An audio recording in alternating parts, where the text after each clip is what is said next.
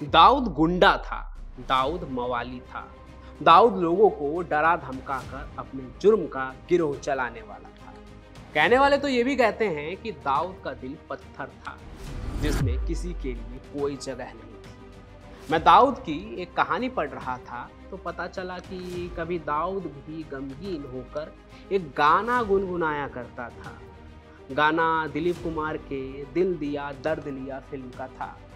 बोल कुछ ऐसे थे कि गुजरे हैं आज इश्क में हम भी उस मुकाम से, नफरत सी हो गई है मोहब्बत के नाम से। नफरत सी हो गई है मोहब्बत के नाम से। मतलब दाऊद का दिल हमेशा से तो पत्थर का नहीं था। किसी ने उसे इश्क में धोखा दिया और ये उसका ही नतीजा था। अब दाऊद के निकाह की कहानी तो आप सुन ही चुके हैं। आज वो कहानी भी आपको एकदम डिटेल में ही सुना देते हैं, जो दाऊद की पहली मोहब्बत थी, जिसने दाऊद को धोखा दिया और फिर दाऊद ने उसके साथ क्या किया।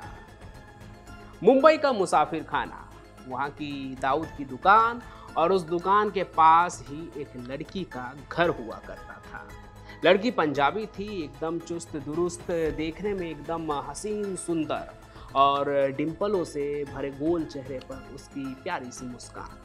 वो जब भी वहाँ के बाजार से गुजरती ना तो देखने वाले देखते ही रह जाते थे। उस लड़की को बाजार में खड़े होकर देखने वालों में से एक दाऊद भी था, उसका दीवाना। अब आप सोच रहे होंगे कि कहाँ वो खूबसूरत पंजाबी कुड़ी और दाऊद गली का लफंगा, जोड़ी ऐसी कि अगर कुंडली में हेरा फेरी करे ना फिर भी मेल ना खाए। लेकिन दाऊद के नज़र में वो कोई आई गई लड़की नहीं थी, बल्कि खास थी, जिसे देखकर उसका दिल हर बार और भी तेजी से धड़कता था। इसलिए उस लड़की के नज़र में आने के लिए वो उसके इर्द गिर्द मंडराने लगा। पुराने दिनों की कहानी है।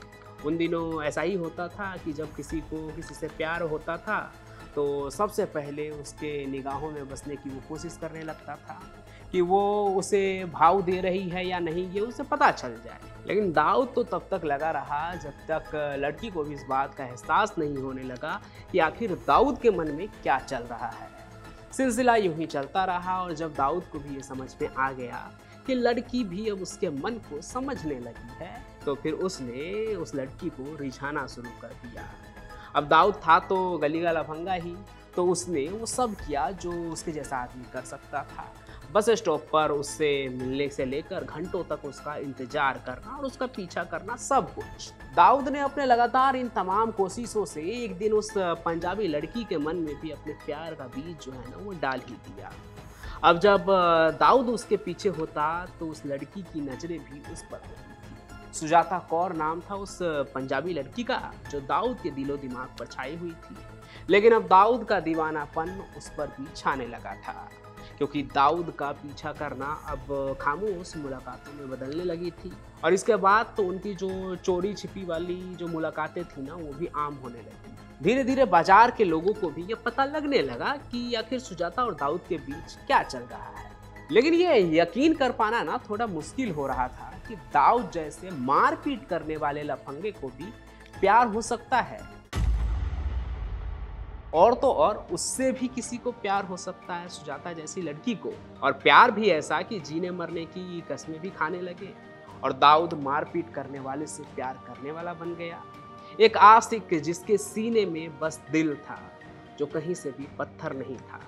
लगभग 2 साल तक सब कुछ ऐसे ही चलता रहा, दोनों के बीच बेशुमार प्यार रहा। और फिर सुजाता के घर वालों को उसके आशिकी का इल्म हो गया। उन्हें पता चल गया कि बेटी का चक्कर गली के सबसे बदनाम लड़के के साथ चल रहा है। सुजाता के पिता को तो ये रिश्ता बिल्कुल भी मंजूर नहीं था। उसकी वजह थी दाऊद का मजहब, जो उनसे बहुत अलग था, और दूसरा दाऊद का अव्वल दर्जे का गुंडा होना। इसलिए उन्होंने वो किया जो कोई भी टिपिकल फादर ऐसी सिचुएशन में करता है, जल्द से जल्द अपनी लड़की को अपने पसंद के किसी लड़के के साथ बांध दो, ताकि प्यार का झंझट जो है ना ये खत्म हो जाए। तो सुजाता के फादर ने भी आनन फानन में अपनी जात के एक लड़के से उसकी मंगनी तय कर दी। और तो और सुजाता का घर से बाहर निकलना भी बिल्कुल बंद कर दिया।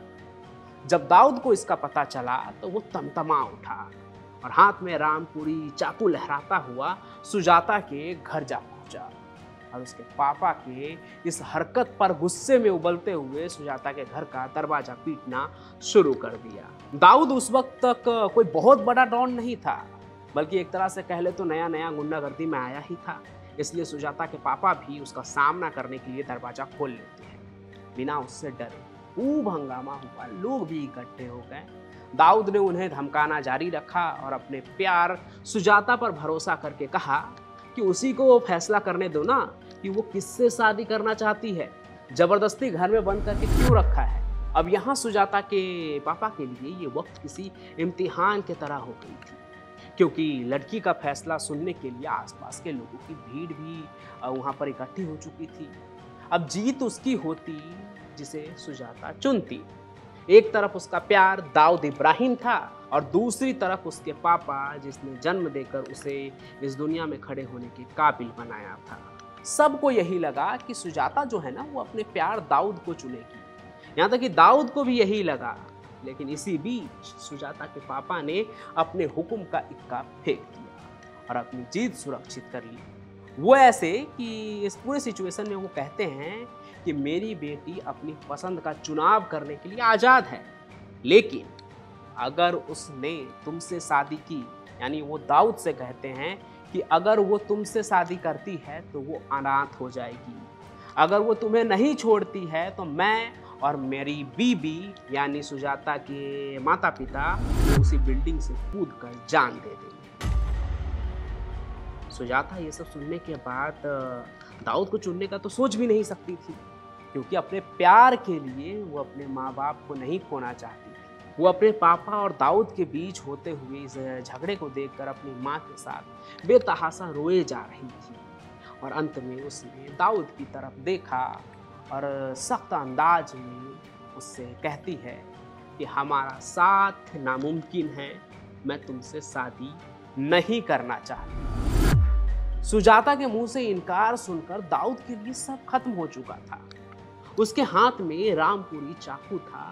वो सुजाता को बिल्डिंग से घसीटते हुए नीचे लाकर पीटना चाहता था। वो किसी तरह बेवफाई का बदला लेना चाहता था, लेकिन सच ये था कि उसके गुंडे वाली छवि ही उसके प्यार का सबसे बड़ा दुश्मन था, जिसके वजह से उसने सुजाता को खो दिया और दिल में अधूरी मोहब्बत का जख्म लेकर वहाँ से वापस लौट गया बिना कुछ की। फिर साल 1983 में वो दौर भी आया जब गुंडा दाऊद दिल टूटे आशिक के तरह गमगीन रहने लगा और अक्सर उदासी में, अकेलेपन में एक गाना गुनगुनाता रहता, गुजरे हैं आज इश्क में हम उस मुकाम से, नफरत सी हो गई है मोहब्बत के नाम से। तो यही थी वो कहानी जब दाऊद का दिल टूटा था और वो खूंखार बन गया था। और उसके बाद की जो कहानी है कि दिल टूटने के बाद क्या हुआ, वो तो आप सुन ही चुके हैं। हमारे चैनल पर एक कहानी है दाऊद का निकाह, तो इसके बाद क्या होता है वो पूरी कहानी आप वहाँ देख लीजिएगा चैनल पर। बाकी आपको स्क्रीन पर एक बारकोड दिख रहा होगा, उसे स्कैन करके आप सीधे हमसे व्हाट्सएप पर बातचीत कर सकते हैं। मन में कोई सवाल है तो पूछ सकते हैं। बाकी आप कमेंट भी कर सकते हैं कि आपको ये कहानी कैसी लगी, और कमेंट कीजिए ताकि हमें भी पता चले कि आप क्या सोचते हैं हमारी कहानी देखने के बाद। बाकी आप इस कहानी को लाइक कीजिए, ज़्यादा से ज़्यादा शेयर कीजिए, हमारे इस चैनल को सब्सक्राइब भी ज़रूर कर लीजिए। और हम फिर मिलेंगे नए सफ़र में नई कहानी के साथ। तब तक के लिए आपका बहुत बहुत धन्यवाद।